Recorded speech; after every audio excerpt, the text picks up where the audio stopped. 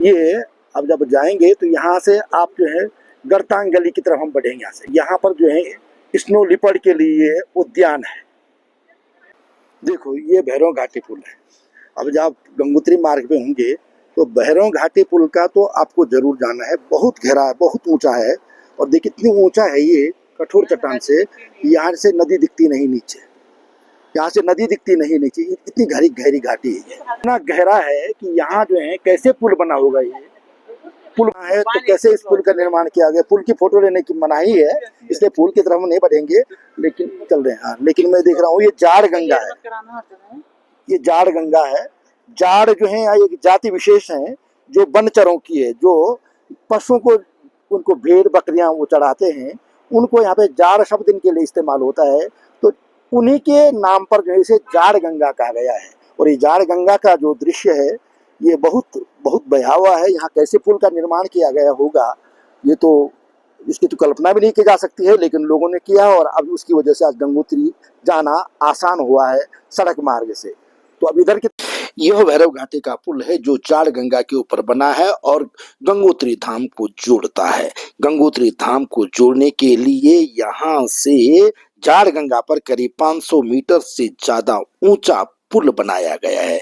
उस पुल को अब भैरव घाटी पुल कहते हैं और ये लंका कहलाती है। लंका इसलिए कहते थे उसे क्योंकि पहले पार जाना बहुत मुश्किल था, पार जाना कठिन था और पार जाने को लंका जाने जैसे कहा जाता था, इसलिए इसे लंका भी कहते हैं। तो भैरव घाटी से जो जाड़ गंगा की जो घाटी है उसे नेलांग घाटी भी कहते हैं। नेलांग घाटी पर देखिए इस सामने रास्ता बना हुआ है। ये रास्ता गरतांग गली की तरफ जा रहा है और यहाँ से आईटीबीपी का सेंटर है करीब 25-26 किलोमीटर दूर, वहां तक इस रास्ते को काट करके बनाया गया है।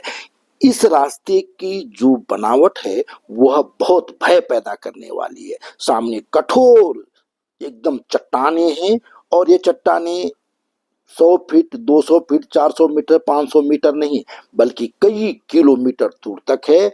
वहां इस चट्टान को काट कर बनाया गया है और ये गरतांग गली जाते हुए मैंने इसकी फोटो ली है। दूसरी तरफ से मैं ये ले रहा हूँ, बहुत दूर है, वहां जाना तो संभव नहीं है, लेकिन वहां जो सड़क जा रही है इस सड़क पर हमने जाते हुए एक वाहन देखा है जो नेलांग की तरफ से भैरव घाटी की तरफ आ रहा था। तो उधर कहते हैं कि नेलांग गांव है और यह रास्ता तिब्बत को जोड़ता है। पहले तिब्बत के लिए यही मार्ग हुआ करता था, तिब्बत को इसी रास्ते से लोग आए जाया करते थे। अब तो तिब्बत चीन का हिस्सा बन गया है, इसलिए नेलांग गांव पहुंचने के लिए अब भी परमिट की जरूरत पड़ती है। वहां ऐसे नहीं जा सकते हैं आप। तो नेलांग में आईटीबीपी का सेंटर है, वहां से पहले ऐसा बताया जा रहा है। वहां तक जाने के लिए इस रास्ते का इस्तेमाल होता है और देखिए यह किस तरह से काट करके बनाया गया होगा, यह आश्चर्य पैदा करता है। यहाँ देखिए आपको सामने एक वाहन आते हुए दिखाई दे रहा है। ऐसा लगता है कि यह वाहन वाहन नहीं पत्थर चल रहा है, क्योंकि पहाड़ चल रहा है। पहाड़ के बीच में इससे बहुत दूर से मैंने फोटो लिया है, साफ दिखाई नहीं दे रहा है क्योंकि मैं गरतांग गली की तरफ जा रहा हूँ। गरतांग गली से जाते हुए फोटो लिया है तो साफ नजर नहीं आ रहा, क्योंकि उसी रास्ते पर ले आ रहा हूँ आपको।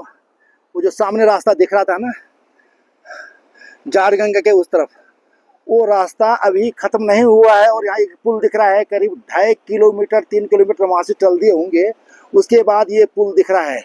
ये रास्ता कहाँ जा रहा है मुझे कोई जानकारी नहीं, लेकिन मेरा आकर्षण सिर्फ इतना है कि यह कठोर पहाड़ को खोद करके उसको तोड़ करके उसके से रास्ता निकाला गया। मेरा आकर्षण सिर्फ इससे इतना है और वो आकर्षण मैं आपको बराबर उसको दिखा रहा हूँ कि किस तरह से इस पहाड़ को खोद करके निकाला गया है। और अब भी ये सड़क खत्म नहीं हुई है, कहाँ तक जाएगी मुझे नहीं मालूम, लेकिन कठोर पहाड़ों को तोड़ करके पहाड़ों पर रास्ता बनाया गया है, सड़क निकाली गई है।